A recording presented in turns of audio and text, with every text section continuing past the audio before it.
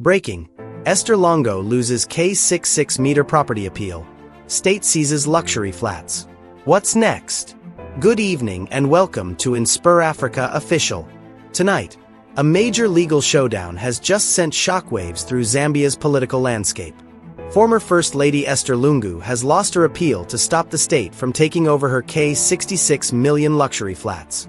It's a ruling that could redefine the ongoing battle between the Lungu family and the state, and raise new questions about justice, power, and accountability in Zambia. So, what really happened in court? And what does this mean for the Lungu family's future, politically and personally? Stay with us, because what's unfolding next might surprise you.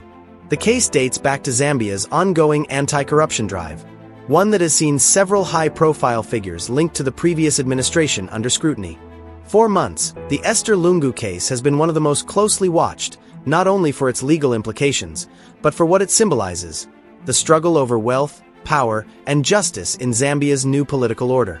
Now, with the Constitutional Court's final decision rejecting her appeal, the state is legally empowered to take possession of the multi-million kwacha properties, allegedly linked to proceeds of crime. But is this truly justice served, or another round in Zambia's bitter political rivalry? In a landmark judgment, former First Lady Esther Lungu has officially lost her appeal to stop the Zambian state from seizing her K66M luxury flats. This ruling marks one of the most significant moments in the ongoing investigations surrounding the Lungu family's wealth and influence. In this video, we break down what the court's decision means for the former First Lady, how this fits into Zambia's broader anti-corruption campaign, and what might come next for the Lungu family and their political allies. Watch till the end for a full breakdown and expert analysis. Good day, viewers, and welcome to another edition of InspirAfrica Official. I'm Nakash, and tonight, we dive into a story that's shaking Zambia's political and legal foundations to the very core. It's been a stormy week across the nation, a week of whispers, of headlines that refuse to fade, and of questions echoing through the corridors of power. From the steps of the Lusaka High Court to the quiet conversations in cafes and markets, one name dominates them all: Esther Lungu. The news is now official. The former First Lady has lost her K66M property appeal. In a stunning development, the state has moved swiftly to seize multiple luxury flats and real estate assets believed to be part of the Lungu family's once vast financial empire. But behind this legal ruling lies something deeper, something far more complex than just court documents and signatures. Because in Zambia, every courtroom victory carries political weight, and every legal defeat has a hidden story. Was this justice finally served, the triumph of law over privilege and impunity? Or was this power exercised, the continuation of a silent political purge targeting the remnants of a fallen regime? Is this the final nail in the coffin of the Lungu dynasty, or just the opening move in a new round of political chess ahead of 2026? And what happens now to Esther Lungu, once Zambia's most powerful woman, now standing before the same justice system her husband once presided over?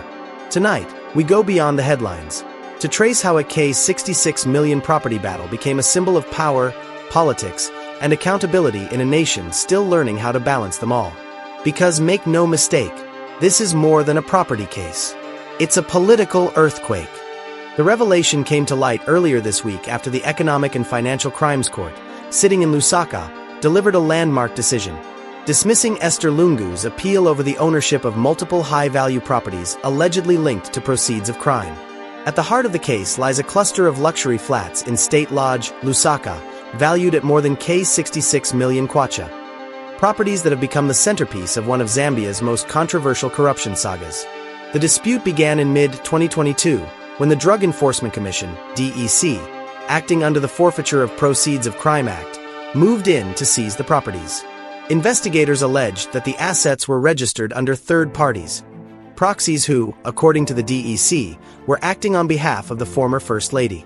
The commission claimed the trail of ownership pointed to unexplained wealth accumulated during Edgar Lungu's presidency. For her part, Esther Lungu maintained her innocence from day one. She insisted the properties were legally acquired investments, funded through savings, legitimate business ventures, and family contributions. Her defense team consistently described the state's actions as politically motivated, portraying her as a target in what they called the government's revenge campaign against the former ruling elite.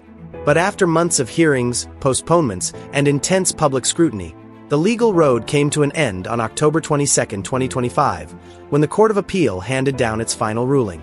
Justice Kenneth Mulife, reading the decision, stated, "The appellant failed to demonstrate legitimate sources of income justifying the acquisition of the said properties. Therefore, the forfeiture stands." With that single line, the state officially took ownership of the multimillion Kwacha estate, a symbolic and financial blow to the Lungu family, and a major victory for President Hakainde Hichilema's anti-corruption campaign.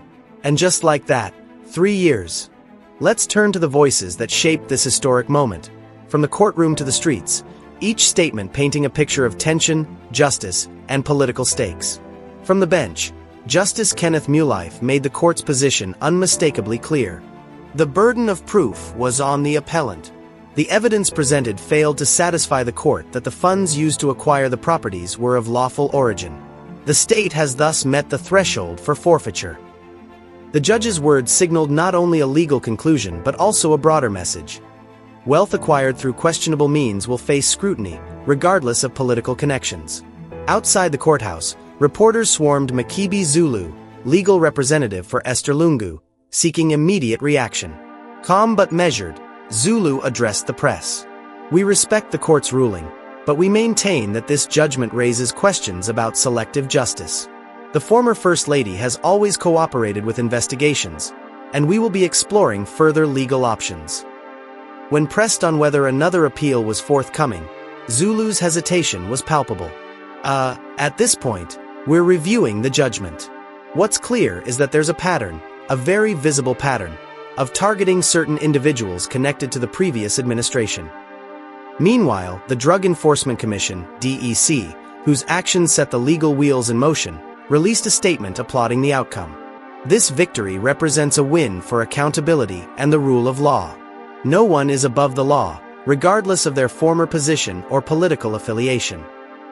These voices, from the bench, the legal defense, and the enforcement agency, clash in a dramatic tableau of law versus loyalty, justice versus politics, and power versus principle. As Zambia watches, the question remains: will the Lungu family accept this outcome quietly, or will this ruling ignite a new wave of legal challenges and political maneuvering? The fallout from the court's ruling has been swift and sharply divided. For supporters of President Hakainde Hichilema, the verdict represents a landmark victory in the government's long-running anti-corruption drive. Analysts argue that it sends a clear message.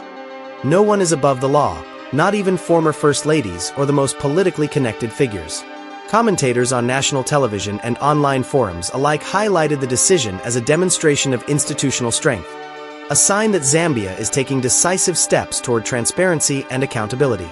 Yet, for many within the Patriotic Front, PF, and the broader opposition, the ruling is viewed through a far more skeptical lens. Critics argue that this is less about justice and more about political retribution. They suggest the case against Esther Lungu is part of a broader campaign aimed at erasing the legacy of the Lungu family, dissuading dissent, and consolidating power under the current administration. Political analyst Dr. Katongo Chibisa weighed in.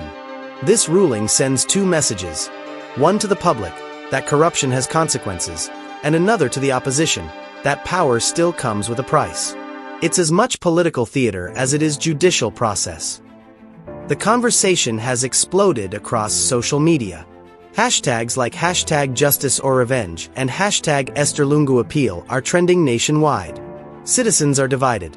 Some call the decision a new dawn for accountability, while others accuse the government of weaponizing the courts to target political adversaries. Economically, the K66M worth of seized luxury flats will be transferred to the Ministry of Finance, with speculation that the properties could be repurposed for public housing, state facilities, or development projects. Politically, however, the implications are far more profound. Because in Zambia, high-profile verdicts like this do not merely close chapters, they open new arenas of struggle. The question now looms large. So tonight, the fall of the K66M estate is far more than a legal footnote. It is the convergence of law, politics, and legacy in one of Zambia's most high-profile cases in recent memory. The court's ruling has left a ripple across the nation, raising as many questions as it answered. Is this a triumph of accountability? Proof that nobody, not even a former First Lady, is above the law? Or is it a glimpse of the justice system being pulled into the currents of political rivalry, where past allegiances and old rivalries influence outcomes as much as evidence itself? Observers are watching closely. Will Esther Lungu step back quietly, recalibrating her political and personal strategy behind the scenes? Or will she respond with a bold, public defiance, challenging the verdict and mobilizing support from allies and sympathizers?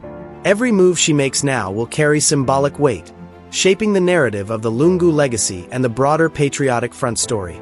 Meanwhile, former ministers, business leaders, and political financiers, many of whom remain unnamed in public discourse, are also taking careful note. This judgment sends a chilling message. No one connected to previous administrations is untouchable, and fortunes once assumed secure may now be at risk. The seizure of luxury flats in Lusaka, now under the control of the state, also carries broader implications. Could these assets be repurposed for public benefit, housing, development, or civic projects? Or will they become another political symbol, a reminder of the stakes involved in Zambian governance? As the nation digests this ruling, one fact stands out. The echoes of this judgment will resonate far beyond the courtroom. They will shape political strategy, public perception, and the path to 2026, and perhaps even define the next era of Zambian leadership. Thank you for watching InspirAfrica Official. I'm Nakash, and I'll return tomorrow with another in-depth exploration of the forces Shopee.